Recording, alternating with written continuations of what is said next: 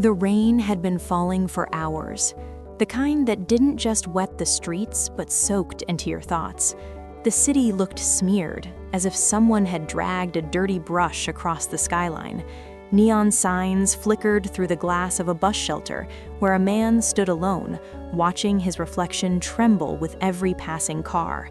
His name was Aaron, 32 years old, not famous, not rich, not broken enough for anyone to notice, just quietly collapsing in a way that didn't make headlines. He checked his phone again. No messages, no missed calls, just the time moving forward like a reminder he didn't want. 10:47 p.m. He was supposed to be somewhere else in life. He was supposed to be someone else. The bus arrived with a tired hiss. He stepped inside and took a seat by the window, watching buildings slide past him like unfinished thoughts. People hurried across streets. Billboards promised success, happiness, luxury. None of it felt like it belonged to him. His mind drifted back to how all of this had really started, not with a disaster, not with a heartbreak, but with hesitation.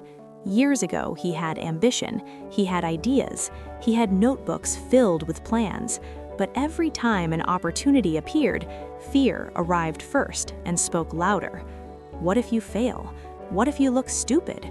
What if people judge you? What if you're not good enough? So he waited, and waiting turned into a habit. He took the safe job instead of the risky one. He stayed quiet instead of speaking up. He stayed comfortable instead of growing. Every decision made sense at the time. And now, here he was, riding a late-night bus through a life he didn't recognize as his own. The bus stopped near his apartment. He stepped into the rain and climbed 3 flights of stairs to a small room that smelled faintly of dust and old coffee. He dropped his bag on the floor and sat on the edge of his bed, the silence pressed against his chest. That's when he noticed the envelope. It sat on his desk. Plain, no stamp, no return address, just his name written in sharp, deliberate handwriting. His pulse jumped. He didn't remember anyone coming by. He hadn't spoken to anyone who would leave something like this. Slowly, he picked it up and opened it. Inside was a single piece of paper, typed. No signature, just a message. You have 7 days to stop wasting your life. His heart skipped. He laughed nervously. A prank, some cruel joke. Then he read the next line. Wake up at 5 a.m. Go for a 30-minute walk. Write down everything you hate about your life. Do it, or nothing changes. His breath felt shallow. This wasn't funny. This was specific, personal. He shoved the paper into his drawer and told himself to forget it. Sleep didn't come easily that night. The alarm rang at 5 a.m. He stared at the ceiling. This is stupid, he muttered. He reached to turn it off. Then he remembered the envelope. Something about it disturbed him. Not fear, exactly. Curiosity mixed with discomfort. He sighed, stood up, and put on his shoes. Outside, the streets were empty. The air was cold and sharp. He walked with his hands in his pockets, his thoughts loud. For 30 minutes, he walked without music, without distractions. When he came back, he sat at his desk and stared at a blank page. Everything you hate about your life. He started writing. I hate that I'm scared. I hate that I waste time. I hate that I don't respect myself. I hate that I complain but don't act. I hate that I feel invisible. I hate that I know I can do more, but I don't. By the time he finished, his hands were shaking. That night, another envelope appeared. Good. Cancel 1 distraction. No social media, no excuses. Do something hard for 60 minutes. He almost threw it away, but he didn't. The days that followed were brutal.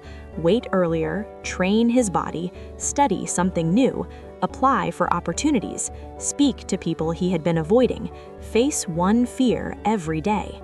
He was angry. Whoever was doing this was destroying his comfort, but something else was happening too.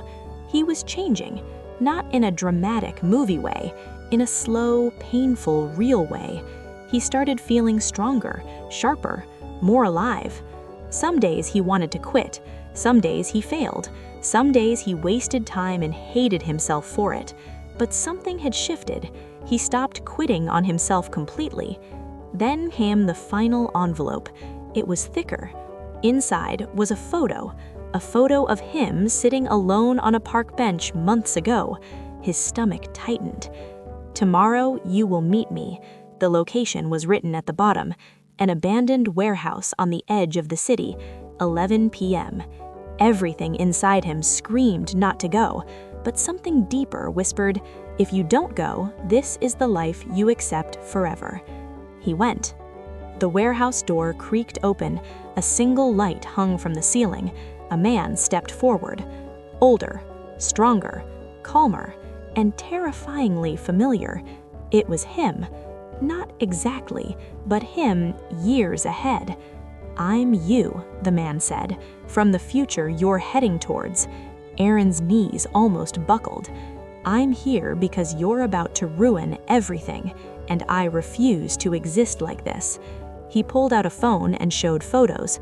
Aaron, older, heavier, tired, still in a small apartment, alone, bitter.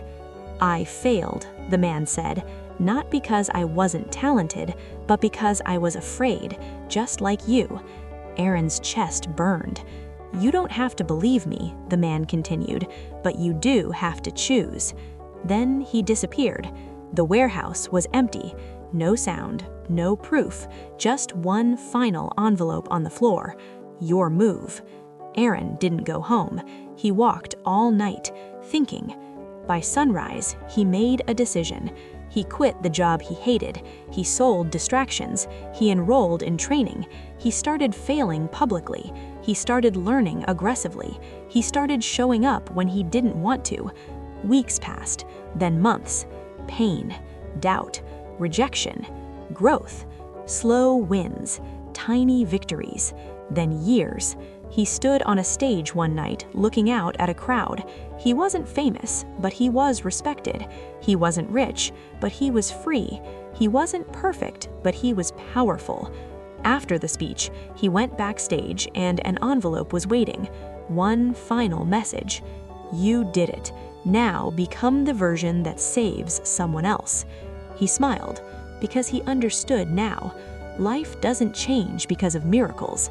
It changes because of decisions, and the hardest decision is the one where you stop waiting. If you're listening to this right now, this story isn't about time travel. It's about truth.